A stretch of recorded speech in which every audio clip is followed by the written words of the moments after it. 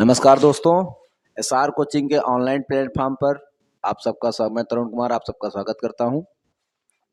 भारतीय संविधान की आधारशिला के क्रम में हम भारत सरकार अधिनियम 1909 तक के बारे में पढ़ चुके थे, प्रमुख बिंदुओं को देख चुके थे। उसी क्रम में हम अपनी यात्रा को आगे बढ़ा रहे हैं। जैसा कि आपको बताया गया कि भारत सरकार अधिनियम 1909 भारतीयों के स्वशासन की मांग को पूर्ण न कर सका। सांप्रदायिक आधार पर जो वोटिंग प्रणाली अपनाई गई उससे व्याप्त असंतोष, तत्पश्चात 1916 में मुस्लिम लीग और कांग्रेस का समझौता, उसके पश्चात 1916-17 में मेसोपोटामिया आयोग की जो रिपोर्ट आई उसमें कहा गया कि अंग्रेजों को भारत में शासन करने में असक्षम बताया गया। और इससे सबसे बड़ी बात जो सबसे महत्वपूर्ण बात थी, प्रथम विश्व युद्ध में अंग्रेजों को भारतीयों के सहयोग की अपेक्षा थी। इन सब बातों को मद्देनजर रखते हुए तत्कालिक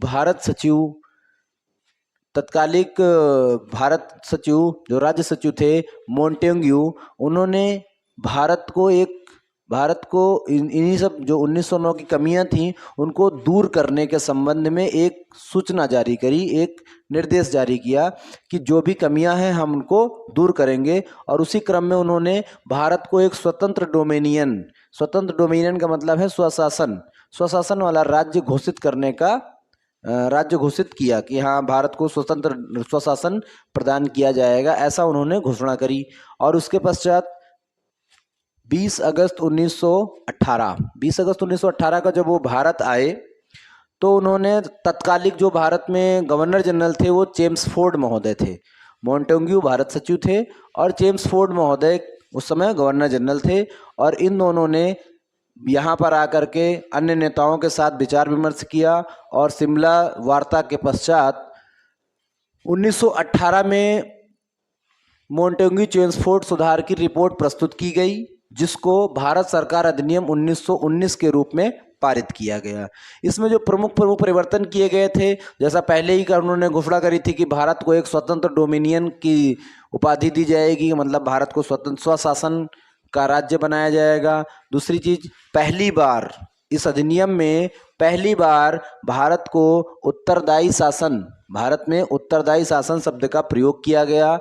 प्रत्यक्ष चुनाव प्रणाली को अपनाया गया। जैसे हमने 1900 में बताया कि मनोनयन किया जाता था, परंतु नहीं, अब प्रत्यक्ष चुनाव प्रणाली अपनाई गई।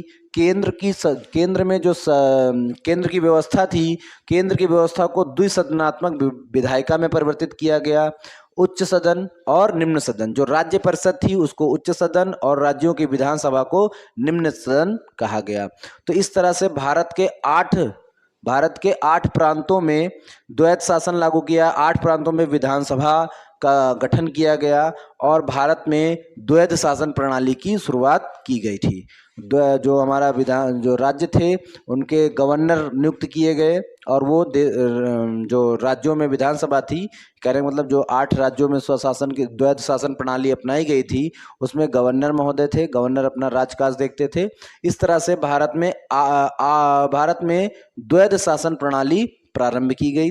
भारत सरकार अधिनियम 1919 के तहत ये प्रमुख पॉइंट हैं, और भी बहुत सारी बातें हैं पर हमने यहाँ पर सिर्फ उन प्रमुख बातों को रखा है। जैसे कि इसमें एक महत्वपूर्ण पॉइंट है, भारत को स्वशासन या डोमिनियन की स्थिति कब प्रदान की गई, पहली बार उत्तरदायी शासन शब्द का प्रयोग कब किया गया, ठीक है, प्रत्यक्ष चुनाव प्रणाली कब अपनाई गई, द्विसदनात्मक व्यवस्था, भारत में मोस्ट इंपॉर्टेंट है, भारत में द्वैध शासन प्रणाली को कब अपनाया गया। तो भारत सरकार अधिनियम 1919 के तहत आपको पूरी कहानी मैंने बताई। इस तरह से इस भारत सरकार अधिनियम 1919 के जो महत्वपूर्ण पॉइंट थे उनको हमने पढ़ा।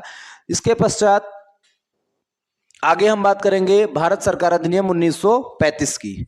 भारत सरकार अधिनियम 1935, देखिए हुआ क्या था कि जब भारत सरकार अधिनियम 1919 आया था तो ये प्रावधान किया गया था कि अगले 10 वर्षों के बाद एक नए आयोग का गठन किया जाएगा और जो भी सुधार की आवश्यकता होगी 10 वर्षों में सोचा जाएगा। परंतु ऐसा कुछ संभव न हो पाया।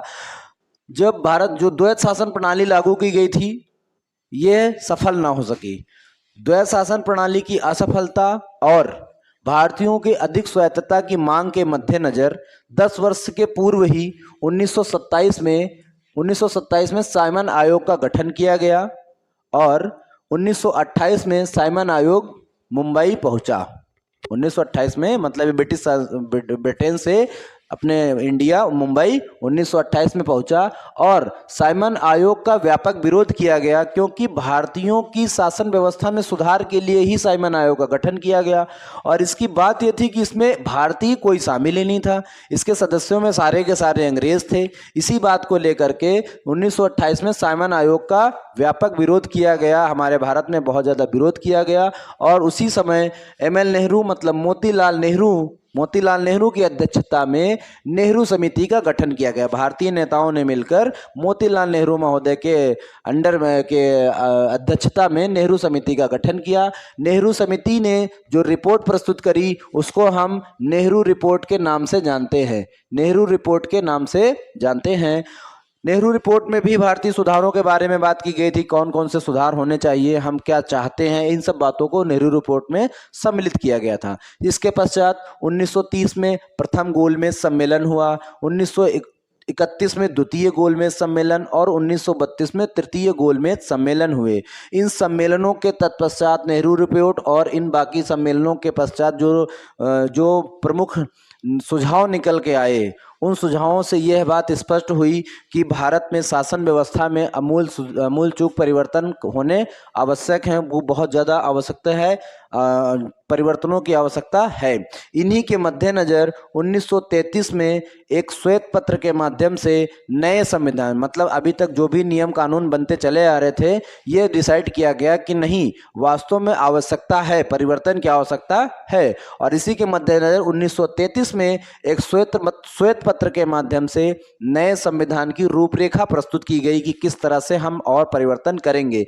जैसे कि हमने आपको बताया नेहरू रिपोर्ट, गोलमेज सम्मेलनों का जो लगातार क्रम चल रहा था, ठीक है, इन सभी बातों के बाद इस बात को निष्कर्ष निकला कि नए संविधान की आवश्यकता है, इसमें बहुत सारे परिवर्तन करने की आवश्यकता है। और इन्हीं के तहत एक श्वेत पत्र के माध्यम से नए संविधान की रूपरेखा 1933 में प्रस्तुत की गई और उसके पश्चात 1935 में ब्रिटिश सम्राट की अनुमति से भारत सरकार अधिनियम 1935 बना। आपको जानकारी हो कि ब्रिटेन की तरफ से भारतीय शासन के संदर्भ में जारी होने वाला, ब्रिटेन संसद की तरफ से भारतीय शासन के संदर्भ में जारी होने वाला यह सबसे अंतिम एवं सबसे जटिल दस्तावेज था। अंतिम इसलिए कि इसके बाद कोई भी दूसरा दस्तावेज ब्रिटिश संसद ने नहीं पारित किया कि भारत में शासन के लिए कोई नया दस्तावेज या कोई नया अधिनियम कानून जारी किया जाए, तो ऐसा कुछ नहीं हुआ, इसलिए अंतिम है। और जटिल दस्तावेज है, जटिल दस्तावेज इसलिए है क्योंकि 1935 का जो भारत सरकार अधिनियम था, इसमें 321 अनुच्छेद थे, 10 अनुसूचियां और 14 भाग थे। जैसे वर्तमान में हमारे संविधान को कहा जाता है ना, विश्व का सबसे जटिलतम संविधान है। क्यों? इसमें अनुच्छेदों की संख्या बहुत ज़्यादा है, नियम कानून बहुत ज़्यादा है, इसीलिए इसको सबसे अंतिम, क्योंकि ये इसके बाद कोई दूसरा कानून आया नहीं वहाँ से, और जटिल दस्तावेज क्योंकि ये बहुत ही विस्तृत बड़ा दस्तावेज था। इसमें कुल 321 अनुच्छेद, 10 अनुसूचियां और 14 भाग थे। हमारा जो वर्तमान संविधान है, इस संविधान पर सबसे अधिक प्रभाव भारत सरकार अधिनियम 1935 का दिखाई पड़ता है। कहने का मतलब जब हमारी इसके पश्चात इस पर भी आएगा, कुछ काम होगा, उसके बाद जब हमारा भारत सरकार अधिनियम भारतीय संविधान बनाया जा रहा था संविधान सभा के द्वारा, तो सबसे ज़्यादा इनके बातों को समझा गया, देखा गया और बहुत सारी चीज़ों को भारत सरकार अधिनियम 1935 से ज्यों का त्यों लिया गया। इसीलिए हम कहते हैं कि यह भारत सरकार अधिनियम 1935 का बहुत अधिक प्रभाव हमारे वर्तमान भारतीय संविधान पर है। ये था भारत सरकार अधिनियम 1935 के पारित होने की कहानी। इसमें कौन कौन से उपबंध बनाए गए, कौन कौन से नियम कानून बनाए गए, इनको हम अगले वीडियो में पढ़ेंगे। आज हमने भारत सरकार अधिनियम 1935 के बनने तक की कहानी को पढ़ लिया है। अब इसके उपबंधों को हम अगले वीडियो में पढ़ेंगे। बाकी हमने आपको समझाने का प्रयत्न किया कि किस तरह से भारतीय संविधान की रूपरेखा तैयार की गई, इसको हमने समझाने का प्रयत्न किया। अगर आपके कोई सुझाव हो या कोई क्वेरी हो, कोई प्रश्न हो, तो कमेंट में कमेंट करें। धन्यवाद।